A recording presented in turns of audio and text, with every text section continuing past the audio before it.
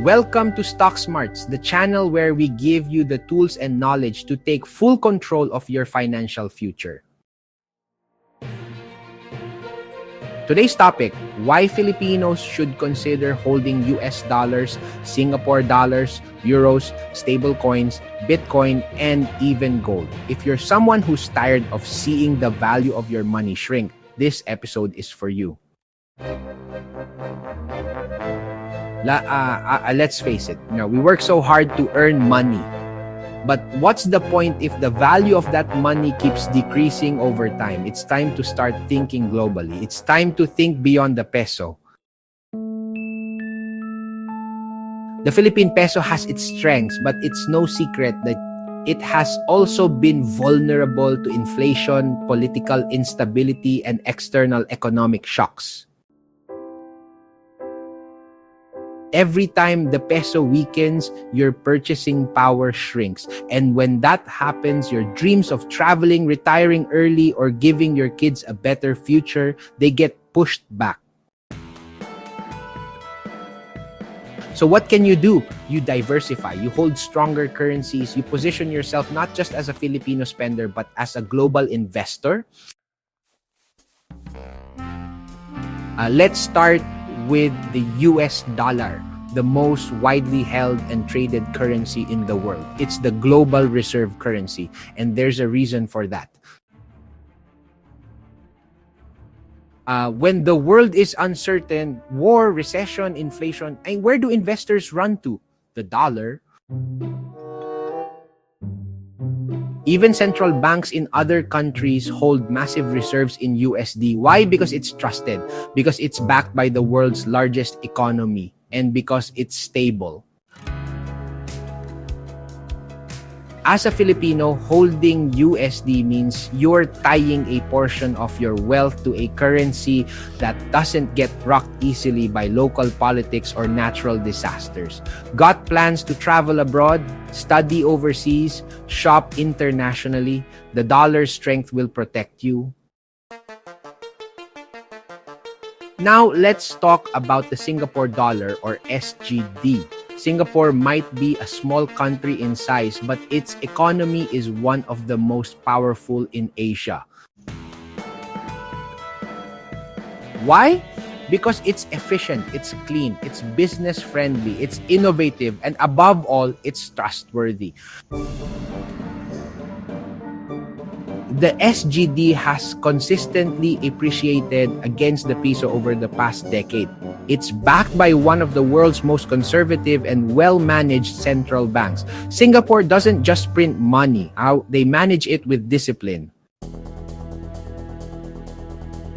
So when you hold SGD, you're not just holding currency, you're holding a piece of one of Asia's strongest economic engines. It's like comparing a bamboo house to a steel building. The peso gets shaken by every little tremor. The SGD, it stands firm. The euro, or EUR, represents a union of powerful European economies: Germany, France, the Netherlands, and more. This currency is more than just money. It's the product of decades of cooperation, structure, and discipline. And when you hold euros, you're backed by some of the most industrialized and productive nations on earth. What makes it even more attractive is that the euro is often stronger than the dollar. So while the peso depreciates, the euro appreciates, meaning the same amount of pesos will buy you fewer euros year after year. Holding euros gives you access to a new level of diversification. It's your passport to European-level financial stability. Now let's get into Bitcoin, the controversial, exciting, and powerful digital asset. We're not talking about get-rich-quick schemes or gambling. We're talking about Bitcoin as a hedge, a digital gold, a finite resource with a supply cap of 21 million. Unlike fiat currencies that governments can print endlessly, Bitcoin is deflationary. That means it gets scarcer over time. And when inflation rises or trust in governments declines, the people rush into Bitcoin. It's volatile, yes, but volatility doesn't mean danger. Volatility means opportunity. And here's the thing, while the peso gets weaker, while the banks offer low interest, Bitcoin has delivered significant returns for those who have studied it and stayed the course. Should it be your entire portfolio? No. But should you hold some? Many would argue you can't afford not to. If you want to know more about investing in the stock market and building wealth step by step, check out the links down below for our books and our online on-demand seminars.